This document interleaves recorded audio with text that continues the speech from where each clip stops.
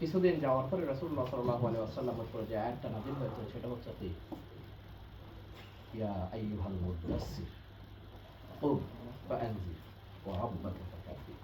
হে নবী মুহাম্মদ রাসূলুল্লাহ সাল্লাল্লাহু আলাইহি ওয়াসাল্লাম, আপনি উঠুন, আপনি দাঁড়ান। আপনার ঘুমিয়ে থাকার সুযোগ নেই, ভয় পেয়ে কম্বল আবৃত করে বসে থাকার সুযোগ নেই, শুয়ে থাকার সুযোগ নেই। আপনি আমার রবের শ্রেষ্ঠত্ব ঘোষণা করুন।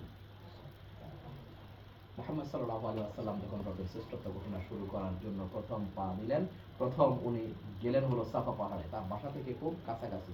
আপনারা যারা হজ বা উমরা করেছেন দেখেছেন সাফা পাহাড়, সাফা এবং মারওয়া। সাফা পাহাড় রাসূলের বাড়ি থেকে একটু আসলে, রাসূলের বাড়ি থেকে একটু আসলে আবু জাহেলের বাড়ি, আবু জাহেলের বাড়ি থেকে দারুল আরকাম দিয়ে প্রবেশ করে প্রথমে হচ্ছে সাফা পাহাড়। সেখানে উঠে উনি যখন তার কওমের লোকদেরকে বললেন, হে আমার কওমের লোকেরা, আমি যদি বলি তোমাদের জন্য ওই পাহাড়ের পাদদেশে একদল সৈন্য বাহিনী অপেক্ষা করছে যারা তোমাদের উপর আক্রমণ করবে, তোমরা কি আমার এই কথাটি বিশ্বাস করবে?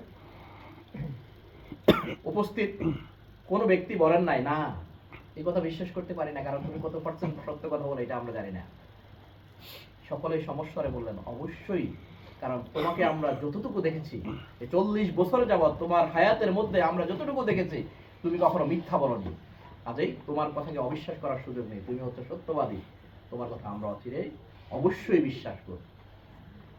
রাসূল যখন সব প্রথম বললেন, হে আমার কওমের লোকেরা, হে আমার ফুফু, হে আমার চাচা, হে আমার ভাতিজা, হে আমার মেয়ে, হে আমার স্ত্রী, তোমাদের সকলের জন্য আমার বার্তা হচ্ছে তোমরা আল্লাহ রাব্বুল আলামিনের একত্ববাদকে স্বীকার করে নাও।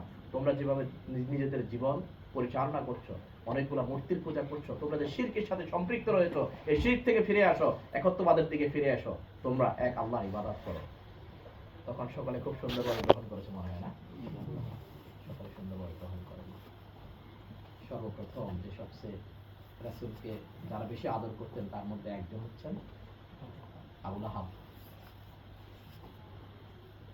আবু লাহাব তাব্বাল্লাকা ইয়া মুহাম্মদ বলে রাসূল সাল্লাল্লাহু আলাইহি ওয়াসাল্লামের গায়ে আঘাত করলেন, একটা পাথর নিক্ষেপ করলেন। রাসূল সাল্লাল্লাহু আলাইহি ওয়াসাল্লাম তাৎক্ষণিক কোনো প্রতিক্রিয়া ব্যক্ত করেন নাই এবং শেষ দিন পর্যন্ত কোনো এই ব্যাপারে কোনো প্রতিক্রিয়া দেখান নাই। কারণ ইসলাম আমাদেরকে শিখায় হলো ধৈর্য। যারা ধৈর্য ধারণ করতে পারে, যারা ইসলামকে নিয়ে কাজ করে, যারা ইসলামের দাওয়াতি কাজ করে, ইসলামকে সমাজে প্রতিষ্ঠা করতে চায়, কারণ একজন মুসলমান তার স্বপ্ন, চিন্তা, চেতনা, শয়নে, স্বপনে, জাগরণে সকল ক্ষেত্রে তার কাজ হচ্ছে ইসলামটাকে সে এস্টাবলিশড দেখতে চায়। ব্যক্তি জীবনে, সমাজ জীবনে, সংসার জীবনে এবং রাষ্ট্রীয় জীবনে ইসলামটাকে প্রতিষ্ঠা দেখতে চায়। কেন?